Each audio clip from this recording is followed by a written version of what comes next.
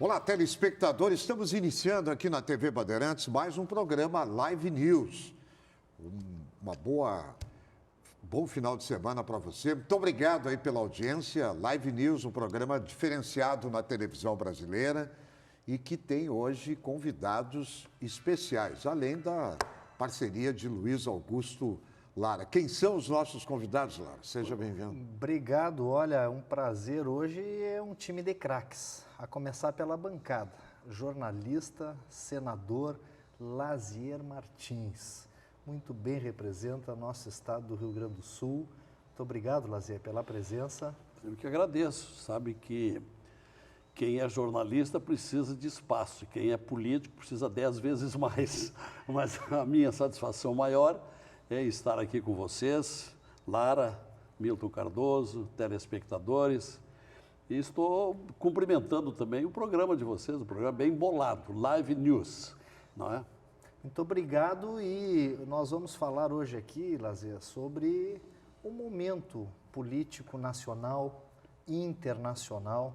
E aí um time de especialistas, um senador da República que atua muito, mas... Dois senadores da República. Sobretudo, Dois senadores. Jornalista e um senador da República. Esse para nós é vitalício, sempre vai ser senador, um dos maiores especialistas em análise política do nosso país. O maior combatente contra a impunidade, corrupção.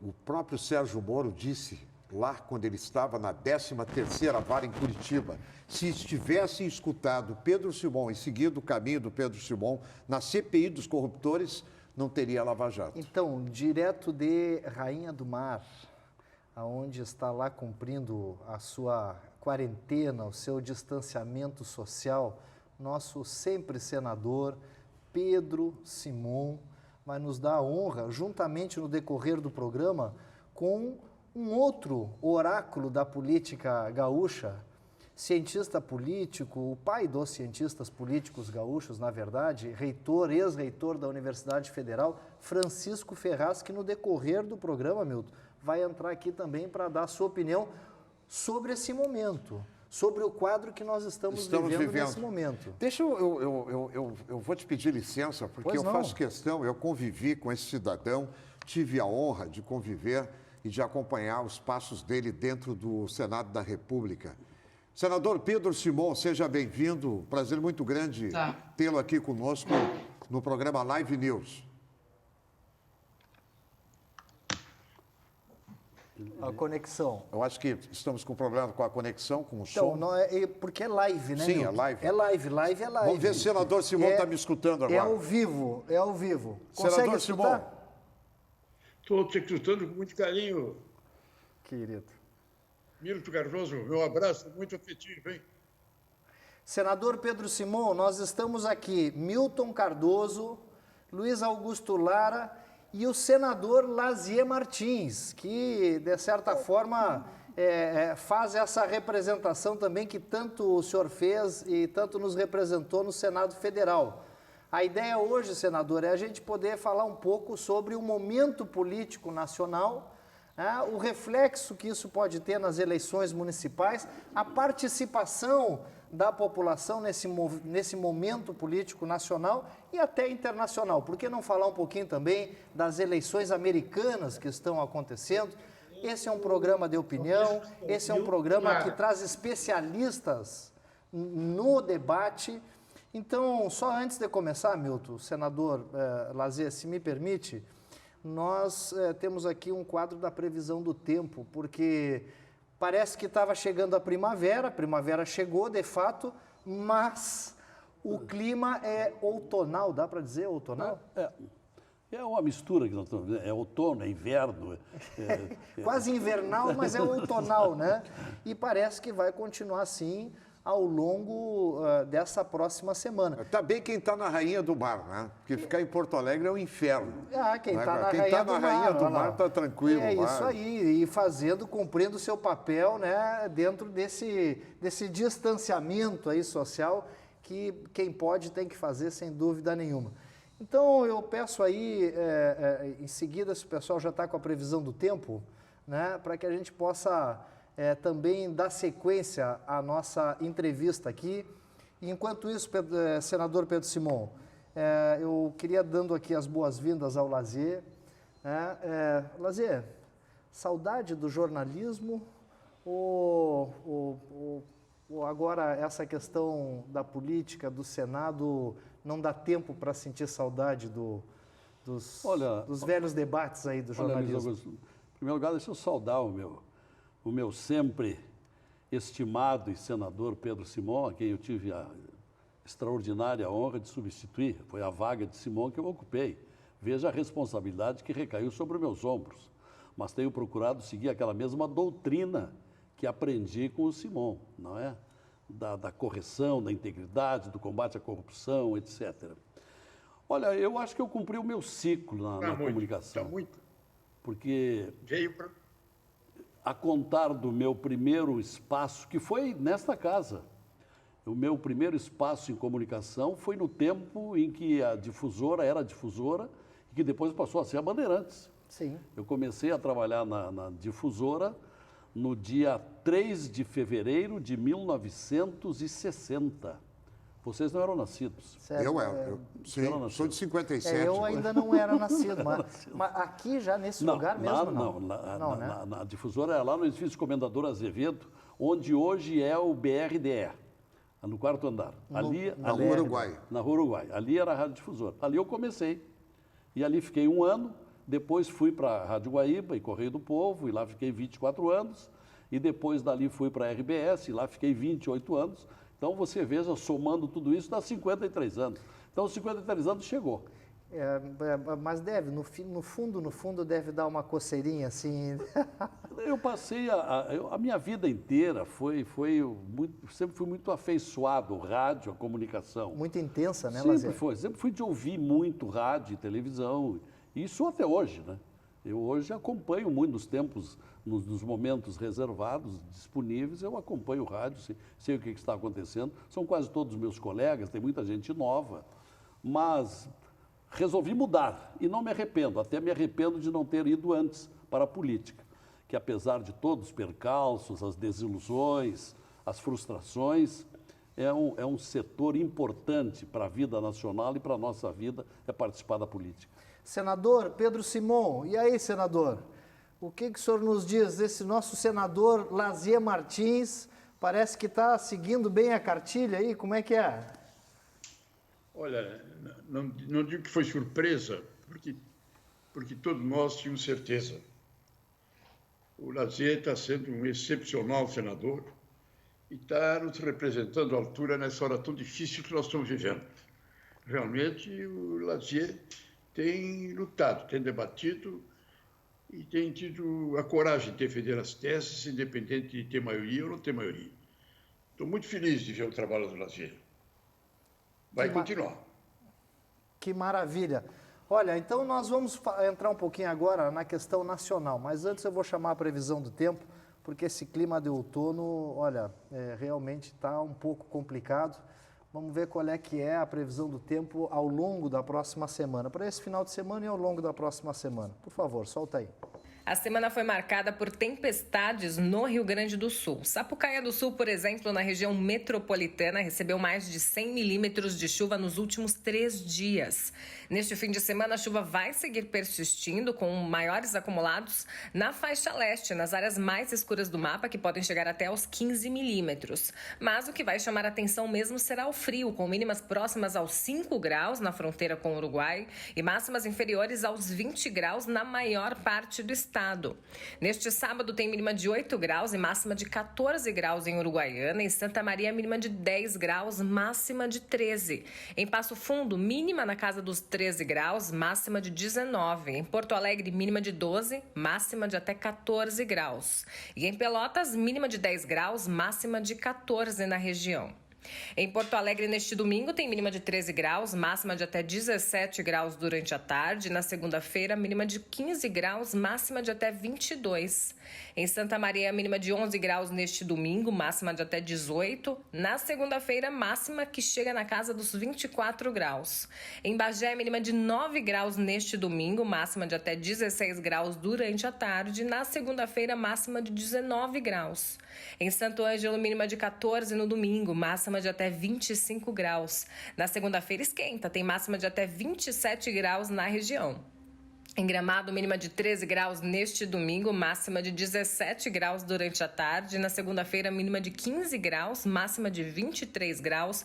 Ainda chove. E na terça-feira, máxima de 25 graus e aí sim, sem chuva. Então a partir de terça-feira as coisas começam a melhorar, a temperatura aquece, o sol volta. Mas vamos lá, senador Lazier Martins. Não, que deixa de cerimônia. Querido. Nós não estamos aqui no plenário do Senado, fique à vontade. Mas então...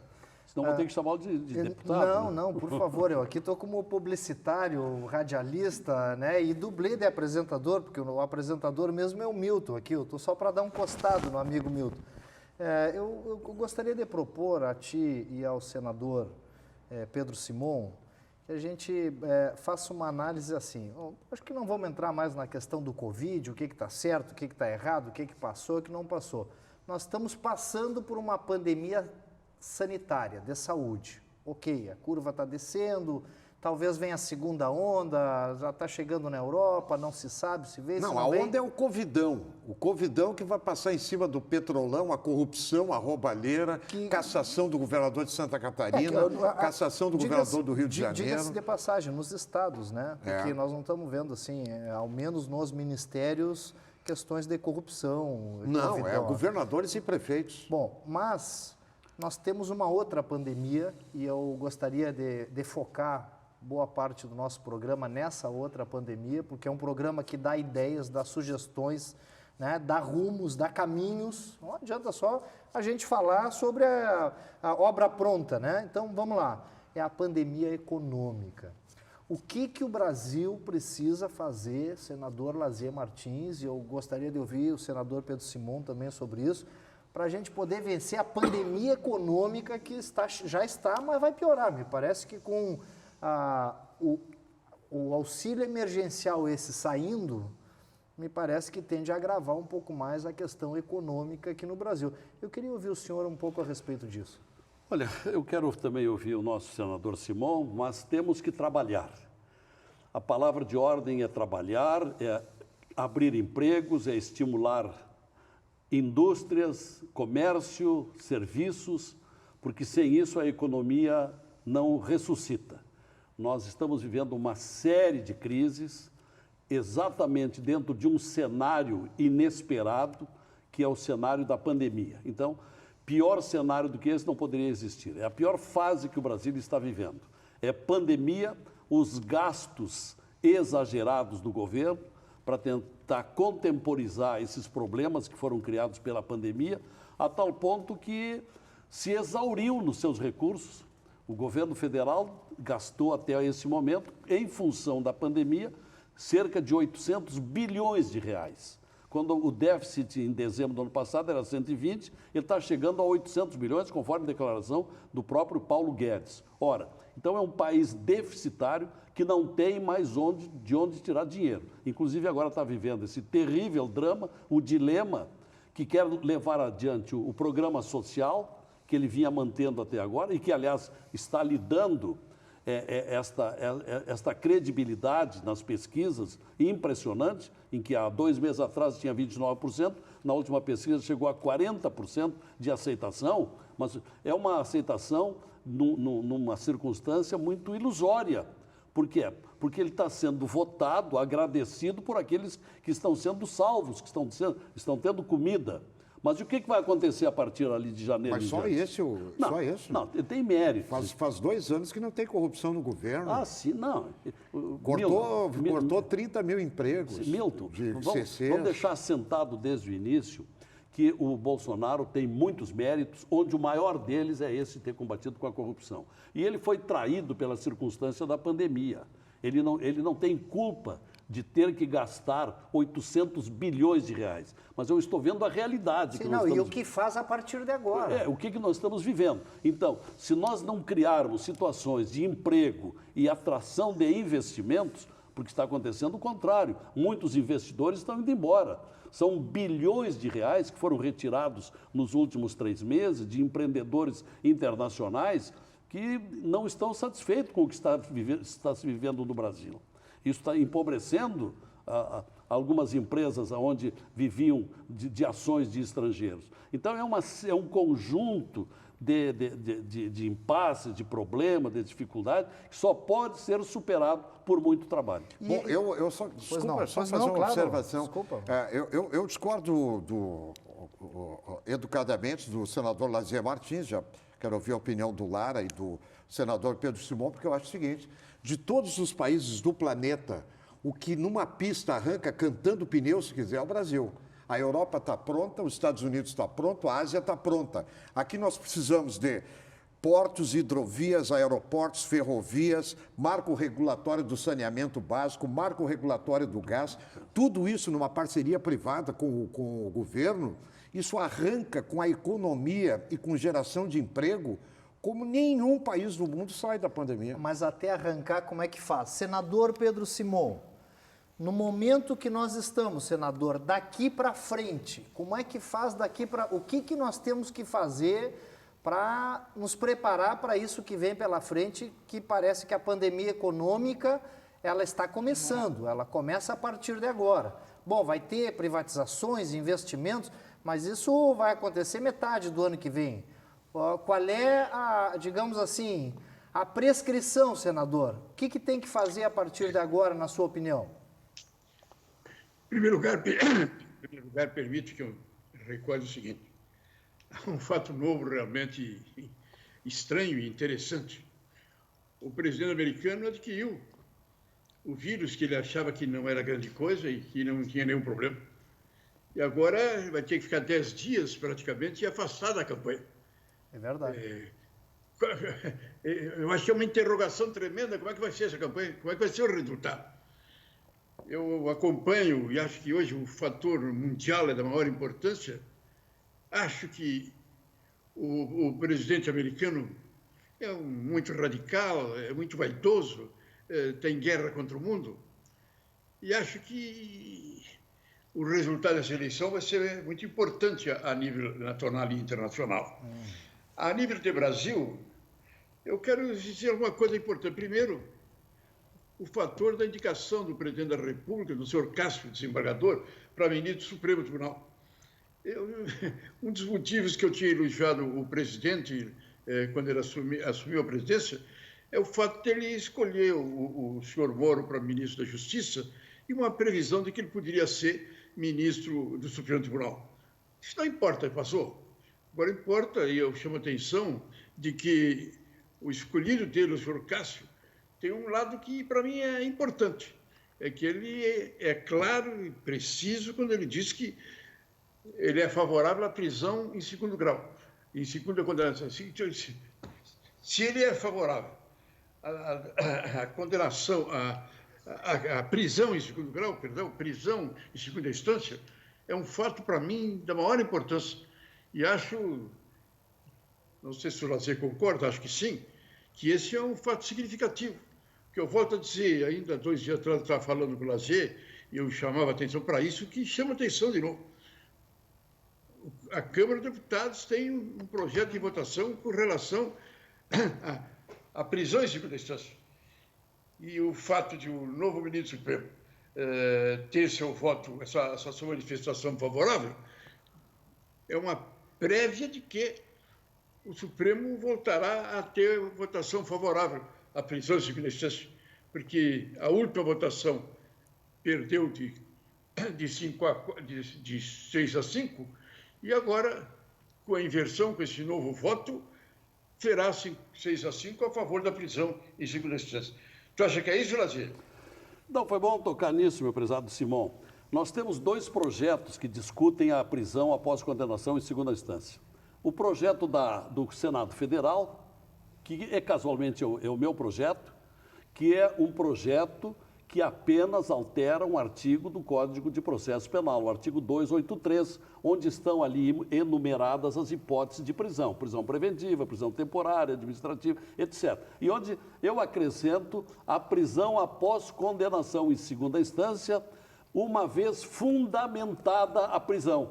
E me agradou muito ter ouvido esse candidato ao Supremo, Cássio Marques, porque é exatamente o pensamento dele. Quer dizer, com o pensamento desse ministro, nós conseguiremos levar adiante o projeto de lei que está no Senado Federal. E lá na Câmara dos Deputados nós temos uma PEC. Só que essa PEC, o que me preocupa, ela é muito abrangente, porque ela não se limita apenas ao direito penal. Ela quer fazer com que haja segunda instância para a execução de processos tributários, trabalhistas, cíveis, é extremamente abrangente. Isso vai determinar uma discussão interminável. Eu chego a arriscar a dizer que é um projeto para não deixar acontecer, tamanha complexidade. Então, tão logo termine essa pandemia, nós vamos reativar, nós estamos com 43 assinaturas lá no Senado, para reativar o projeto de lei que altera apenas um artigo do Código de Processo para estabelecer a prisão após condenação em segunda instância, que vai exatamente ao encontro do que pensa, num aspecto que me agradou nessa indicação, embora esse ministro indicado tenha algumas contradições, ele está assumindo muitos compromissos, ele tem muitos padrinhos e padrinhos contraditórios. Ele está assumindo um compromisso com o Ciro Nogueira. Ora, o Ciro Nogueira é um homem que está crivado de processo por causa da Lava Jato. Ele tem compromisso com o Centrão, ele tem compromisso com o PT. Esse ministro foi indicado pela Dilma quando foi lá para o Tribunal Regional Federal. Então, como é que ele vai dar conta? Ele está muito cercado de gratidões por essa indicação. Isso me preocupa, isso nós vamos resolver na sabatina do Senado, provavelmente ali pelo dia 19, onde eu pretendo estar presente também para fazer perguntas. Não, olha só, né, as preliminares que estão sendo levantadas. Nós queremos saber aonde nós vamos chegar e o que pode fazer para o Brasil melhorar. Passa pela eleição americana? Passa. Passa pela decisão de quem será o próximo presidente dos Estados Unidos? Passa, porque passa a relação comercial toda, passa por ali e, de certa forma, ela baliza também as eleições nacionais.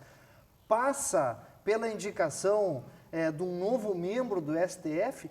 Passa, porque ter prisão em segunda instância ou não ter prisão em segunda instância diz muito a respeito de como os gestores, né, vão levar as suas, os seus processos. Inverte o score de novembro. Novembro foi 6-5 pela não prisão. E se ele vem a favor da prisão, inverte, passa para 6-5 a favor. Muda o rumo do processo penal daqui para diante. Bom, eu gostaria de saber o que tanto o Lazier como o senador Pedro Simon fariam se estivessem hoje no lugar do presidente da República para sair dessa crise econômica que nós estamos chegando. Só que antes disso eu quero chamar, Milton, um novo parceiro do programa, né, que a partir de hoje, né, quando soube aqui que nós teríamos convidados dessa magnitude, né, também se fardou para entrar no programa. Mas eu quero dar um abraço neles, né? Um parceiro que, acima de tudo, está focado nos encontros. Então eu vou pedir para que solte o VT do novo parceiro desse programa Live News e logo em seguida eu passo para te dar o teu abraço aqui, Milton. Por favor, solta o nosso novo parceiro desse programa, que privilegia os encontros, e olha os encontros que nós estamos tendo aqui. Lazier Martins, Pedro Simon e daqui a pouco Francisco Ferraz. Solta aí, por favor.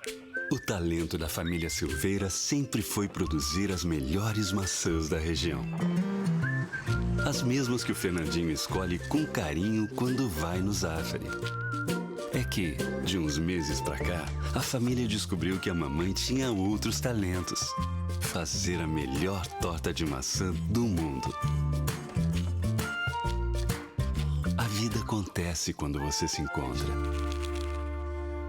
Eu quero mandar um abraço aos meus amigos, o Ayrton Zafari, o Cláudio Zafari, o Pedro Zafari, o Ivo Zafari. Aliás, Lara, 101 anos.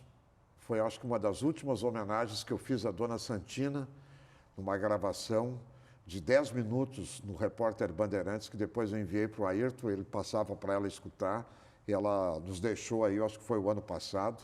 101 anos de história, a Dona Santina. Que maravilha, seja bem-vindo. Seja bem-vindo, Zafari.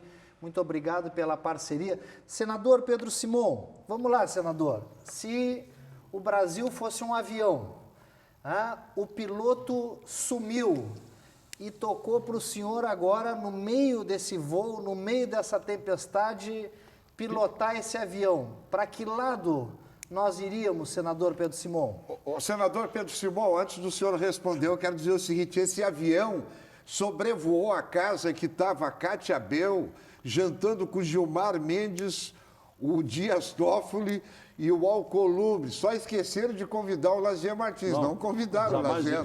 Jamais iria. Jamais iria. Óbvio, é ele que dá combate lá para o Alcolumbre lá também. Senador, e aí, senador, se tivesse nas suas mãos... Mas esse avião podia também ter passado para a reunião agora há 3 dias, ou 2 dias, do presidente da República com o Cássio, que é um dos ministros supremos, que a gente tem as maiores restrições que você imaginar. O que eles estão fazendo? A troco de quê?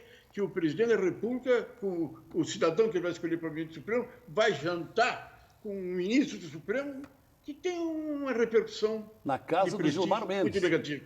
Na casa do Gilmar Mendes. Fazer o beijamão, será? É beijamão? Não. Quem foi jantar na casa do... O Cássio. O Cássio. O que o Gilmar Mendes tem que se meter nisso? O Gilmar Mendes tem que se manter distante, discreto. Ele é ministro da Suprema Corte. Tem que ser caçado. Senador, e aí? Se esse avião tivesse na sua mão, essa pandemia econômica que está chegando, terminando o auxílio emergencial para os mais pobres, a equipe econômica não quer mais auxílio emergencial pelo endividamento, o presidente quer auxílio emergencial, como é que faz nesse momento? O que faria o senhor se estivesse no lugar aí do presidente, senador? Que pergunta, hein? Olha, essa pergunta é muito difícil de responder, porque acho que realmente o Brasil está em condições como eu nunca vi, uma dificuldade tão grande. O vírus de um lado, os problemas de um lado e os problemas da economia do outro lado. E os problemas sociais do outro lado. Eu, com toda sinceridade, acho que o presidente da República tem condições e deveria fazer um grande entendimento, um entendimento em cima das coisas que nós podemos fazer, que nós podemos debater, que nós podemos analisar em termos do futuro do nosso país.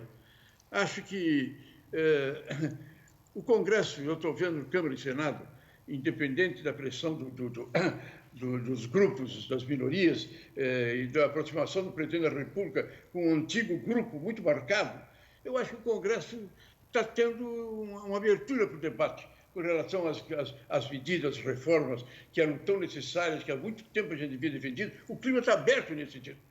Eu acho que o aspecto negativo do nosso presidente foi que essa verba que encontraram, esse auxílio que encontraram de 600 reais, que começou, o presidente da República mandou para o Congresso 200 reais. O Congresso, a Câmara dos Deputados, uma atitude, sei lá, não sei nem como explicar, aumentou para 500. E aí ficaria o Congresso como um grande responsável por dar 500 em vez de 200, e o presidente da República pediu para aumentar para 600. E saiu 600 e agora ela está voltando. Quer dizer, realmente foi muito importante para a sociedade brasileira. Disse o Lazier com razão que o pulo que deu o presidente da República de 20 e pouco para 40, na sua credibilidade, no voto favorável a ele, fez com que ele se apaixonasse. Agora, ele realmente está vendo isso. Se ele conseguir manter esse auxílio, essa verba, o seu prestígio continuará firme. Mas a verdade é que a equipe econômica está com essa interrogação se nós temos condições de levar isso adiante, se nós temos condições de manter isso. Eu creio que o presidente da República está realmente numa situação difícil. O ministro da Economia, que era o Poço Ipiranga, agora tem muitas interrogações, ele já não é aquela unanimidade. Agora, eu sou obrigado a reconhecer que nem ele, nem ninguém encontraria uma fórmula diferente a se encaminhar o Brasil para onde deve encaminhar. Eu prefiro, com toda sinceridade, que o presidente devia debater, analisar, buscar um conjunto de lideranças que dessem uma orientação e uma determinação e traçar uma linhas definitivas com relação ao seu governo. Por exemplo, essa decisão eu achei estranho, o Supremo Tribunal Federal decidir que é para privatizar as empresas da Petrobras, não precisa da votação do Congresso, que o presidente da República pode privatizar as várias empresas da Petrobras sem licença do Congresso Nacional. Inclusive a Refap. Inclusive a Refap, isso é uma interrogação que eu não entendo, sinceramente. São 8 refinarias. Com todo respeito, eu não sei de onde que o Supremo tomou uma decisão dessa de fazer uma votação dessa determinando que não é necessário. Eu acho que aí o Supremo está intervindo em uma ação que eu acho que é fundamental, quer dizer, hoje é necessário. Para nós é indispensável a votação no Congresso Nacional para fazer a privatização das empresas estatais. Ele dizer que não, muda tudo. Agora, o Supremo vai intervir numa decisão do Congresso Nacional? São essas interrogações que me parecem realmente difíceis de dizer. Então, eu sinceramente, nem saberia te responder. Eu acho que o Brasil está tão complexo, está tão difícil.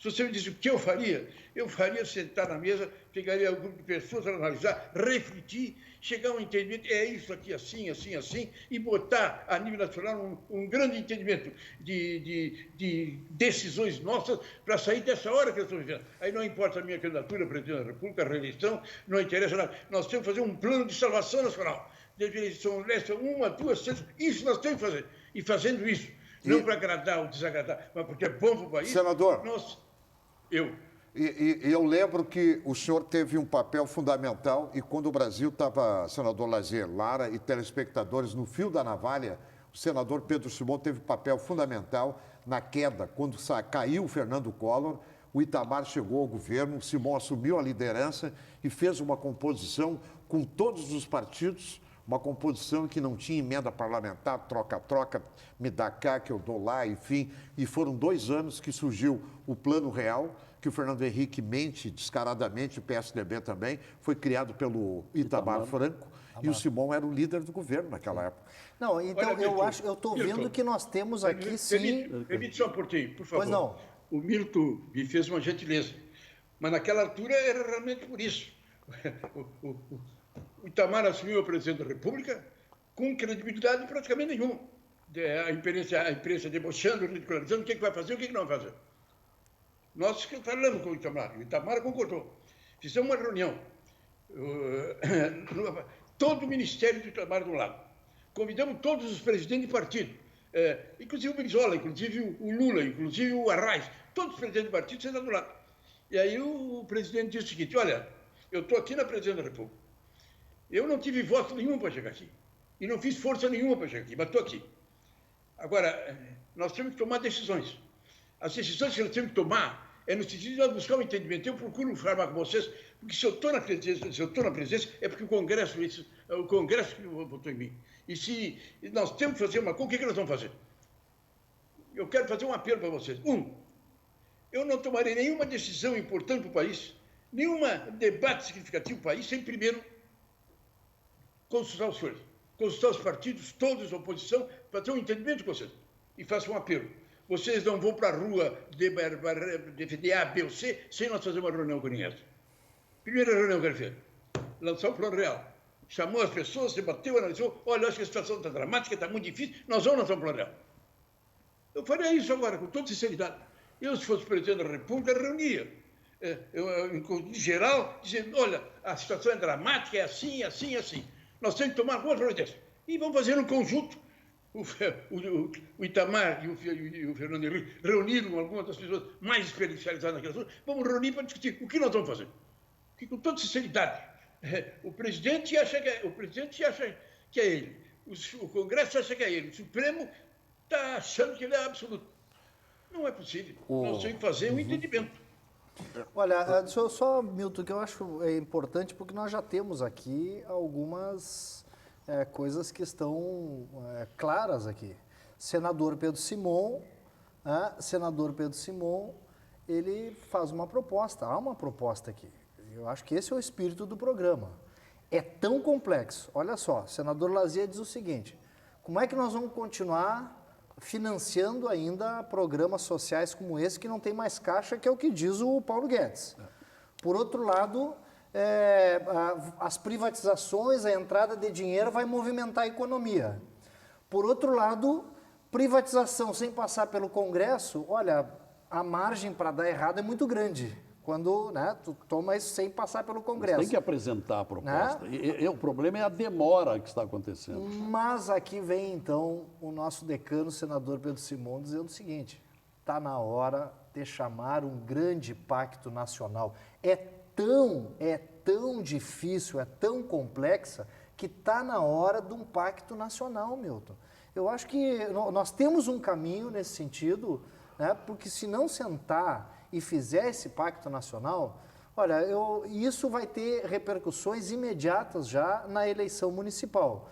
Eu quero entrar na questão da eleição municipal, né? Me parece que a disputa está muito acirrada também nos municípios, polarizou também nos municípios, mas antes disso nós temos que chamar aqui... O Centro Clínico Gaúcho. Eu só quero dizer o seguinte, que a diferença daquela época que o Simon coloca para este momento é que nós não temos políticos à altura, com estatura, como tinha naquela época, para fazer esse pacto, lamentavelmente, com Davi Alcolumbre, com Rodrigo Maia, com essa turma aí, nós não vamos a lugar nenhum.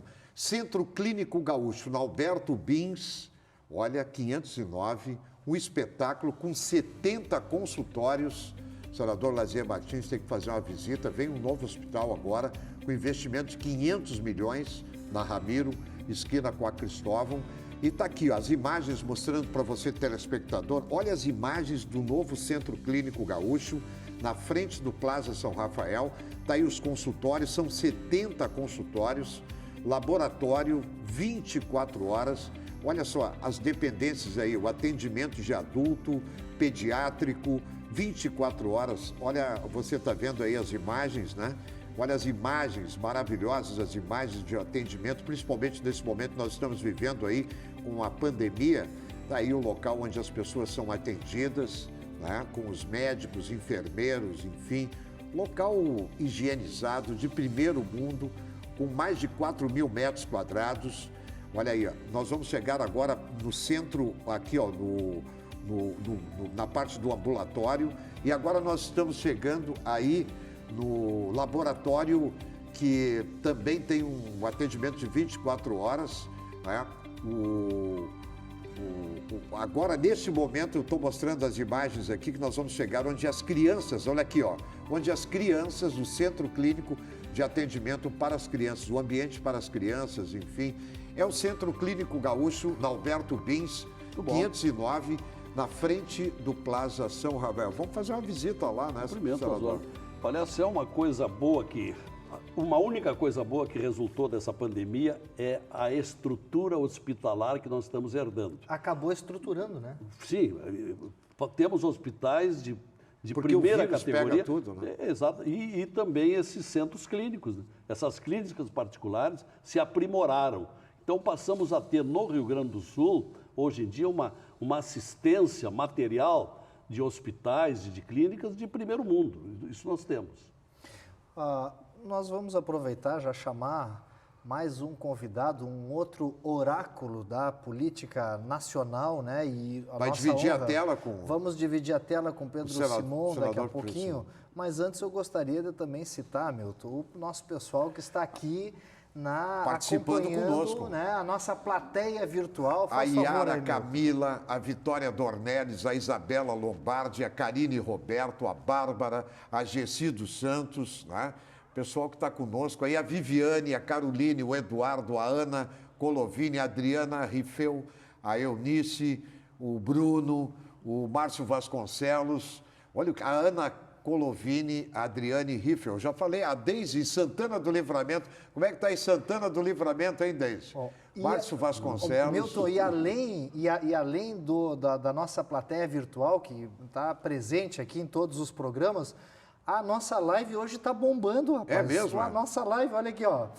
Desde a Yara Lopes, parabéns, senador Pedro Simon, Lazier Martins, né, Marcos Dutra, Leonardo Mira, Adriana Franco, Evanir Bars, né? Daniela Rodrigues Gasparoni e Itamar Ferreira estão assistindo. Obrigado aí pela assistência de vocês. Né? José Erni Correia assistindo também. O pessoal mandando aqui de Cidreira. Olha aqui, ó, o pessoal de Cidreira. Também o Márcio Oliveira, Lisboa, assistindo. Jefferson Meriche, lá de São Borja. Um abraço aí para a nossa fronteira oeste de São Borja. A Leila Schilden, olha aqui, gente. Tá? Muitos comentários, nós vamos responder aqui. Mas, né, tá o pessoal de Cidreira. Alessandra Oliveira, aí, Alessandra, ó. Estou sempre acompanhando o programa. Muito obrigado, Alessandra. Né, o Jefferson, lá de São Borja. Urgente as alterações no Pacto Federativo, melhor distribuição dos recursos, diz o Jefferson lá da São Borja. Também é uma outra questão que o Congresso Nacional vai enfrentar, né? E principalmente a reforma administrativa. Eu acho que essas 3 reformas, agora deveria começar, acho que o nosso Simão concorda, porque a reforma administrativa é que vai aliviar o peso da máquina pública, vai permitir privatizações. Quantas e quantas empresas deficitárias, vai diminuir também o número de funcionários, porque se fizermos uma boa reforma administrativa, nós teremos recursos para investir, para aplicar em novos empreendimentos públicos e nós teremos maior atração de investimentos estrangeiros. Agora, está se demorando demais essa reforma. Você tem que fazer as reformas e, enquanto isso, tem que achar Tem que começar pelo Congresso. Mas eu quero te dizer o seguinte... Nós temos 3 senadores por Estado. Estados Unidos é 1 por Estado. Para que 3 senadores por Estado? Mas não vai acontecer 513 deputados. Eu concordo com o projeto, com a PEC do Álvaro Dias, que propõe 2. Ele propõe reduzir 1/3 da Câmara e 1/3 do Senado. Só que está lá engavetado. Mas há é muito isso tempo. que eu digo, tudo isso são coisas importantes, mas nós temos um problema para janeiro. E um desemprego que vai de janeiro a julho, enquanto o dinheiro das privatizações não entra. Bom, para saber também o reflexo de toda essa crise nacional nas eleições municipais, é que nós estamos convidando aqui para participar junto conosco. Ele que é um dos homens mais experientes, né, na análise política nacional e internacional, professor, reitor da Universidade Federal, cientista político, né, que eu particularmente mais confio, né, nas suas análises, professor Francisco Ferraz. Bem-vindo, professor Ferraz. Estamos aqui lhe ouvindo o Milton, o Lazier e o senador Pedro Simão, lá de Rainha do Mar também. Muito obrigado. E quero saudar aí o senador Lazier, assim como o nosso eterno governador, Pedro Simão, meu querido amigo.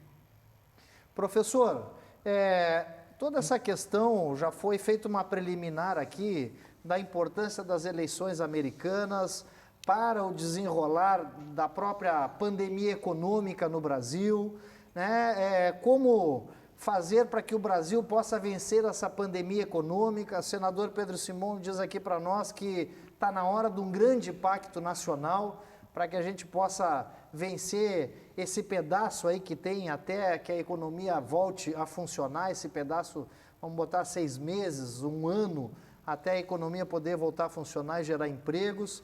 E me parece que isso vai ter uma repercussão muito forte nas eleições municipais também.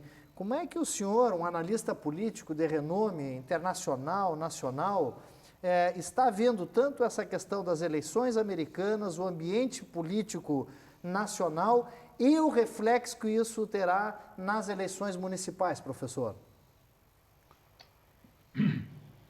Olha, como é que eu posso dizer? 5 perguntas em uma, né, professor? Assim fica, não é fácil também, né? É covardia, não é covardia. O que eu gostaria de dizer é o seguinte, em primeiro lugar, quero saudar a todos, saudar ao Lara, ao Milton, ao Lazier, ao governador Simão, e dizer o seguinte, desde logo tentando responder a tua pergunta, né? Honestamente, eu estou um pouco ou bastante pessimista gostaria de pensar que esse pessimismo, na realidade, é realismo. Mas os fatos vão de alguma maneira, esclarecer isso, né? Eu estou pessimista porque, veja bem, Lara, em 7 de setembro de 2015, o governador Simão, em 7 de setembro de 2015, são 5 anos atrás, né? Eu escrevi um artigo para o Estado de São Paulo, cujo título era A Crise. E eu começava o artigo dizendo o seguinte, Lara. Eu concordo que a atual crise é a mais grave que já tivemos, em 2015. Nossa. E vou além. Sempre pode piorar, afirmar professor. Que o Brasil, por sua cultura e estrutura política, não está preparado para administrar uma crise dessas proporções. Então, em 2015, quando a crise a rigor estava começando ainda, a análise que eu faço da política brasileira, que é uma análise, digamos assim, com base num conhecimento mais, como é que eu posso dizer, mais rigoroso, né? Que o cientista político é obrigado a pensar dessa maneira, eu tinha essa visão pessimista. E concluía esse artigo, no Estado de São Paulo, com a seguinte frase: por essas razões, eu acredito que a crise é maior que a nossa capacidade, é maior do que a capacidade do nosso sistema político resolvê-la satisfatória e tempestivamente. Entre a pressão das ruas e o salve-se quem puder da classe política, não encontraremos o caminho para sair dessa crise. Meu Deus, então, dá para ver que já era quase um apocalipse, professor. Já era e conseguiu ficar pior do que estava ainda. Conseguiu ficar pior, mas confirmou totalmente essa previsão que eu tinha feito aí. O problema nosso, Lara, para começar, digamos assim, a nossa conversa, né, é que eu diria que o Brasil tem uma relação mal resolvida com o tempo. Nós não aprendemos com o passado, não nos preparamos para o futuro. Somos fixados no presente e no futuro imediato, aquilo que está no mês seguinte, na semana seguinte, etc. No curto prazo, em outras palavras. E não é essa a história das grandes nações, dos grandes desafios que nações poderosas enfrentaram. Elas aprendem com o passado, são muito zelosas de mexer nas regras organizatórias do sistema político, ao passo que nós somos de uma facilidade total, né, de uma leniência absoluta em modificação, sempre acreditando que a nova lei vai ser melhor que a anterior e vai ser respeitada, quando na realidade ela não vai ser respeitada. Então, o nosso quadro é muito grave, muito grave. E eu gostaria de começar essa conversa, digamos assim, colocando isso, que em cima desta crise que vem se agravando permanentemente, e que trabalha com resultados assim estranhos. Olha bem, nós estamos numa democracia, isso ninguém põe em dúvida, mas nós temos um presidente eleito pelo povo, 58 milhões, 57 milhões de votos. O professor... esse presidente, só para concluir, esse presidente não consegue governar. Não consegue governar, ele é boicotado, assim, totalmente no legislativo e no judiciário. Então, isso é uma situação estranha, quer dizer, chocante. O Milton fala muito isso aqui.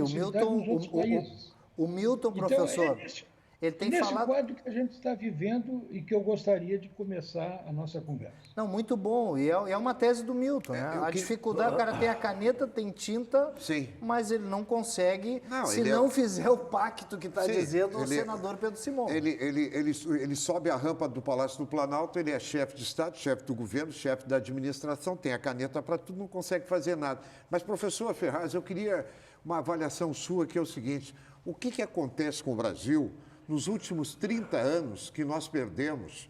Eu não estou querendo, professor Ferraz, Churchill. Né? Churchill é igual a Churchill não vai ter, mas alguma coisa parecida a Churchill. E aí eu lembro, professor, que eu tinha 20 e poucos anos e eu convivi com Teotônio Vilela, Josafá Marinho, Pedro Simão, Paulo Brossard, Thales Ramalho, JG de Araújo Jorge. E eu vou parando por aqui porque a lista é enorme. O que aconteceu com o Brasil? Que o Brasil não tem um âncora, uma liderança com capacidade de mobilização. Bom, essa pergunta também vale $1 milhão e nós vamos deixar para o professor responder, mas um minutinho só, nós ainda vamos continuar tratando dos encontros aqui no programa. Encontros de 3 homens muito experientes na política nacional e internacional, mas encontros também com a sua família, com a sua casa e com o nosso parceiro desse programa, que também nos encontramos, que é o Zafari. Por favor, solta a vinheta do Zafari aí. Bem cedinho, os Schneider encontram a Estrela e a Duquesa, que produzem um leite fresquinho e nutritivo que a Laurinha sempre encontra quando vai no Zafari. A novidade é que, de uns tempos pra cá, o maridão aprendeu a fazer panquecas maravilhosas. E mais, virou malabarista. A vida acontece quando você se encontra. A pergunta que vale $1 milhão do Milton Cardoso aqui. O que acontece que não nasce um Churchill aqui? Eu não sei se esse é o caso, Lazer. O Churchill não tem igual, né? O Churchill também tinha condições para ser o Churchill, né? Havia condições, as condições do parlamento, as condições do próprio sistema. E as situações são parecidas. Nós estamos saindo de uma guerra. Sim. De uma guerra de inimigo invisível, que é a pandemia. Sim. Em que o Brasil está arrasado. Sim. De fato, nós precisamos de uma grande liderança. Agora, essa liderança tem que começar pelo presidente da República e seguir pelo presidente do Congresso Nacional, ou dos dois presidentes das duas casas. E não está havendo muita conexão, não está havendo muita harmonia entre eles. Mas a gente deposita muita esperança na figura de uma pessoa, de 2 pessoas, de uma liderança. Mas, professor Ferraz, me parece que o poder pulverizou, professor. Me parece que hoje não tem uma pessoa que possa resolver. Parece que tem tanto partido, que tem tanto entrave, e esse poder parece que está pulverizado. Será que tem como vir um Churchill e resolver as questões brasileiras, ou está pulverizado a ponto de que não há 1 ou 2 pessoas que possam liderar esse processo? Olha, aí novamente, num outro artigo que eu escrevi para o Estado de São Paulo, já em 16 de maio de 2018, o Milton vai perceber aí que eu estou tocando na mesma tecla dele. Eu dizia que crises são desafios que devem convocar o melhor que temos para enfrentá-las.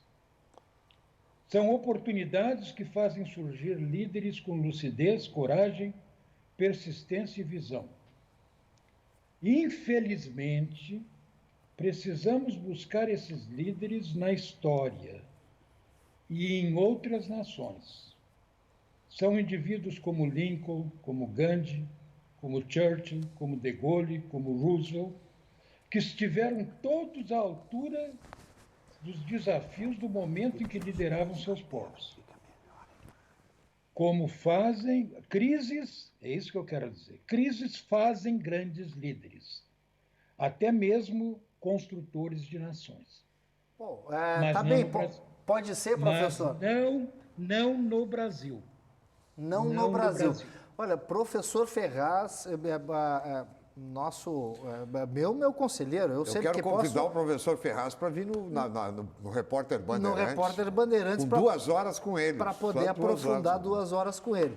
Mas eu vejo o seguinte, eu sou um otimista, né?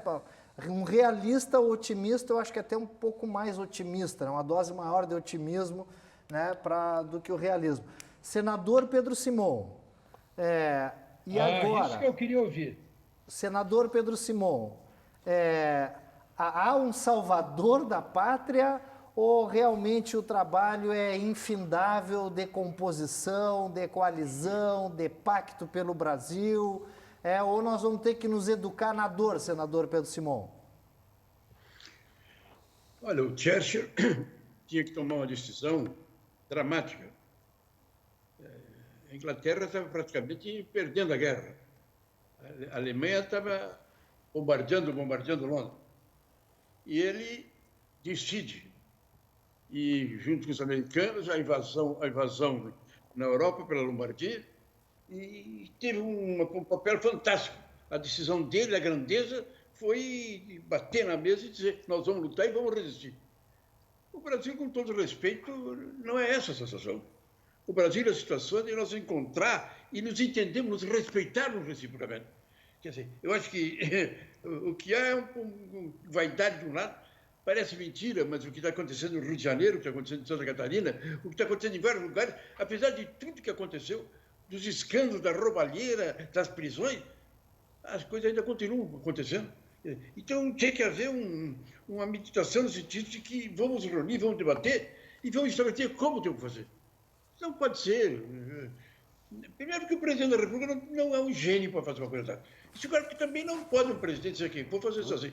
Mas vamos reunir, vamos debater e vamos ter a capacidade para decidir. O ministro da Economia reúne a equipe dele e resolve, de repente, tirar o Bolsa Família, inventar o Bolsa Cidadão e o dinheiro do ano que vem. Essa é a interrogação difícil. Eu creio que se nós estabelecermos um princípio de normas rígidas que devem ser feitas e nós todos assinamos em cima, quer dizer, assinamos, esse é o plano mínimo que o Brasil tem que fazer para se safar dessa crise, independente de partido, independente de governo e oposição, nós vamos fazer isso. Eu acho que dá para fazer. Sinceramente, eu acho que dá para fazer. Olha, não é nada, eu vou repetir. Isso que eu acho, Lara, senador, o governador. É isso que eu acho. Digamos assim... Sim, professor Ferraz, o Itamar assumiu a presidência sem dizer, o povo não tinha nenhum carinho por ele. Ele saiu com interrogações com relação, inclusive o Globo debochando dele. No entanto, se reuniu e se fez um momento, se fez um plano real, se estabeleceu uma norma, o Congresso votou, o PT era contra, não sei o quê, mas o Congresso votou praticamente por imensa maioria e nós saímos da crise. E nós saímos daqui. Mas não foi o Itamar que por eu. Não foi o senador. O conjunto se fez. Naquela reunião que eu estou falando para lá estava o Lula, lá estava o Pisola, lá estava o Fernando Henrique, lá estava o Arraes, lá estava todo mundo ali. E se fez o entendimento. E baseado dali veio esse ponto número 2, o plano real. Tem que fazer, a inflação é uma loucura, onde é que vai parar? Foi feita e foi realizado, então certo. Senador Isso que eu tenho que fazer. Para não fazer uma reunião para nomear um ministro, fazer um jantar na casa, o presidente da República, o novo ministro, lá na casa do ministro Supremo, que é o mais contestado de todos eles. Não, em épocas de radicalismo, em épocas de quase surdez política das lideranças, o que está pregando o senador Pedro Simon é aquilo que ele fez a vida inteira, é aquilo que fez Ulisses Guimarães.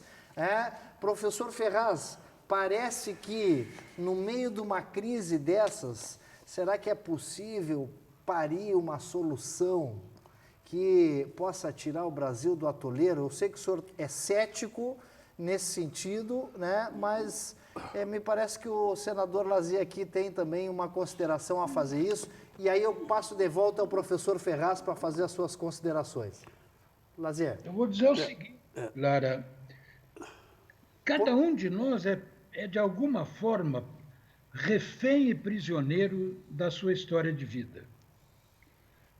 Eu acho que eu admiro imensamente nosso querido governador, querido senador Pedro Simon, mas a fala dele é de um líder de homens. Ele era um líder. Ele fazia votos aos milhões.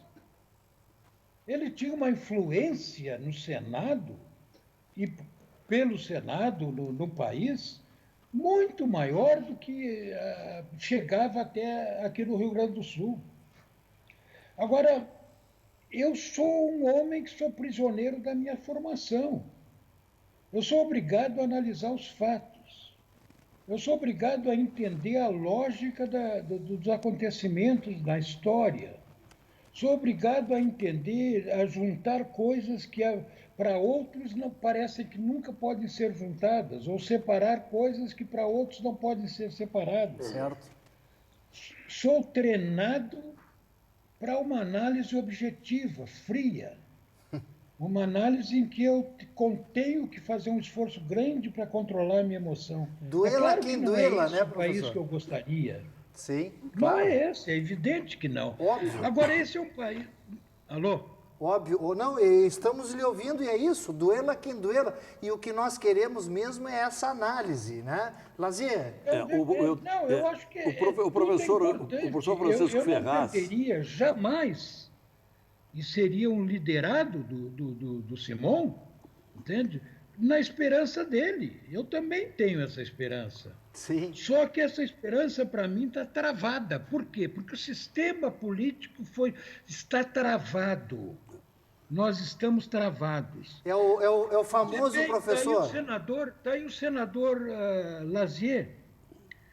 Pergunta para ele o esforço que tem sido para ele de conseguir pautar algum projeto. Como é que é, Lazier? Vou perguntar. E aí, Lazier, consegue... Em primeiro lugar, o andar, professor Francisco Ferraz já fazia previsões nos seus artigos do Estadão do que está acontecendo agora. O senador Simon repete há anos que tem que acabar com a corrupção e trabalhou muito por isso. Eu me criei ouvindo a seguinte frase: no dia em que se acabar com a corrupção no Brasil, esse país avança. Imagine se não tivesse havido a roubalheira que aconteceu no governo do PT, se não estivesse havendo agora a roubalheira que aconteceu no Rio de Janeiro, em Santa Catarina, no Pará, o dinheiro que nós desperdiçamos no BNDES, né, na Petrobras, a nossa vida seria muito mais fácil, teríamos bilhões e bilhões. Nós não aprendemos com o passado e não nos preparamos para o futuro. Isso faz falta hoje, porque... É a frase do professor. É que nós vivemos um país sem instrução, um país de pouca educação, um país sem transparência. Nós estamos pagando tributo por essa história. Então, daqui para adiante, nós sofremos no Senado Federal para reverter isso.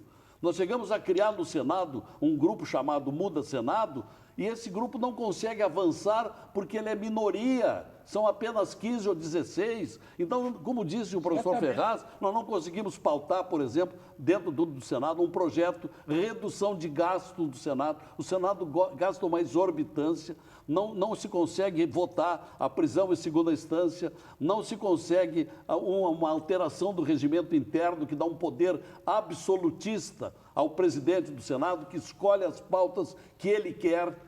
Qualquer outra pauta que seja mais construtiva para o Brasil, nada disso passa. Reformas em geral do Estado, né? Então, nós precisamos de reforma, tem havido muita dificuldade, porque agora o que é que nós temos lá? Nós temos um presidente do Senado, para o qual eu fiz campanha, que foi lá em reunião com o Simon, em reunião com o Bolsonaro, conseguiu uma verba extra, emendas parlamentares extras para uma seleção, para uma escolha de senadores que receberam de 4 milhões a 30 milhões e com isso tem eles na mão para uma reeleição.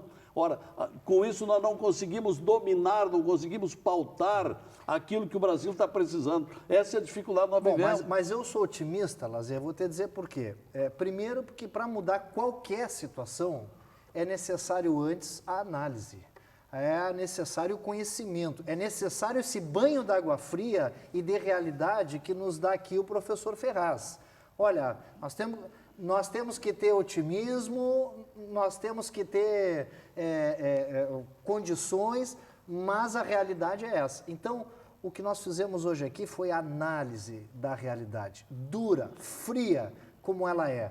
Bom, algumas propostas aí pelo senador Lazier Martins, algumas propostas... Deixa, Lara, me dá um espaço aqui bem rapidinho. De um pacto... sim, já dou, professor. É que nós estamos encaminhando para o final, que o nosso tema está estourado, mas eu gostaria de dizer que esta análise e ter consciência disso é o primeiro passo para mudar a realidade, não é isso, professor? Sem dúvida. O que eu estou querendo chamar a atenção é o seguinte: o que é de novo nessa crise? Vocês perguntaram aí. O que é de novo é que o que é de mais grave nessa crise é o fato paradoxal de que, para sair da crise, nós estamos nas mãos daqueles que a criaram. Tá boa essa. Não, A maioria no Senado, maioria na Câmara. Olhe o desempenho por exemplo, do presidente da Câmara, que, ironicamente, a toda hora ele cria um probleminha. Medidas que ajudariam, que dariam uma sinalização de progresso, de avanço no país, de justiça, inclusive, são deixadas, não se votam. Elas caem, como é que se chama meu Deus, me falta agora. Não entram na pauta, não entram na pauta. Professor Ferraz, professor, nós assim, vamos ter que fazer um outro programa. O Milton já está convidando o senhor para 2 horas no Repórter Bandeirantes. Infelizmente, o nosso tempo estourou. Eu quero aqui agradecer muito a sua participação, agradecer muito... Eu só queria uma coisa, viu, Pois não, professor. Eu quero fazer uma declaração. Olha aí. Se tu não te incomoda? Claro. É bem rápido. Bem rápida. Eu fui reitor da Universidade Federal do Rio Grande do Sul, fui nomeado pelo general João Figueiredo e conheci bastante as lideranças políticas maiores do nosso Estado. Eu entrei na reitoria com Jair Soares, governador, que me apoiou. Continuei na reitoria com Pedro Simon, governador, que não apenas me apoiou. O Rio Grande do Sul não sabe que uma das maiores obras que eu pude realizar na minha gestão como reitor foi a renovação, a reconstrução do grande salão de atos da reitoria da URGS. E este salão já não teria sido construído na minha gestão se não tivesse recebido uma ajuda financeira do governo do Estado, da parte do nosso governador, que acompanhou a minha gestão, me deu todo o apoio em todas as ocasiões e pelo qual eu tenho um carinho todo especial. Também fui prefeito de Porto Alegre, era Alceu Colares, na minha gestão. E não posso deixar de mencionar, evidentemente, meu grande amigo Nelson Marquesan, o pai do nosso prefeito. Grande amigo a quem eu devo uma parte preponderante da minha nomeação, que era líder do governo. E eu quero dizer uma coisa, já que nós falamos sobre essas coisas desagradáveis sobre o Brasil, nenhuma dessas autoridades, nem Jair, nem Simon, nem Colares, nem Marquesan, durante todo o meu mandato, nunca me pediram nada. Isso eu quero dizer para homenagear e chamar a atenção que nós já tivemos neste país e no nosso Estado políticos de um outro nível, de um outro padrão do que o país está nos mostrando. Que Deus nos ajude e que possamos aprender com essa escola. E a sua frase, professor, nós temos que aprender com o passado, né? Não ficar só fixados no presente e preparar o nosso futuro. Milton, estouramos o nosso tempo estourado. Agradecer ao senador Pedro Simon. Muito obrigado, senador Pedro Simon. Sabe como é que é? Tempo de televisão estourou. uma bela entrevista. Vamos marcar um outro programa juntos, professor Ferraz, senador Lazier Martins. Muito obrigado pela Eu que agradeço a presença. oportunidade. Excelente programa, vocês estão de parabéns. Muito obrigado, Luiz Augusto Lara. Obrigado, e para encerrar o programa, então, o nosso encontro com essa parceria muito agradável do Zafari. Seja muito bem-vindo. Parabéns pelo papel que fizeram ao longo desta pandemia, Grupo Zafari. É sempre um grande padrão, é uma honra muito grande estar com vocês aqui na companhia do Milton Cardoso e dos nossos convidados.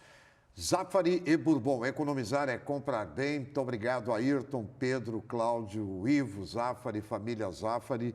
Luiz Augusto Lara, nós voltaremos na próxima semana com novos convidados, com mais pautas importantes neste momento que nós Na próxima estamos semana vivendo. vamos continuar falando de eleição. Exatamente. Vamos continuar aí as eleições municipais.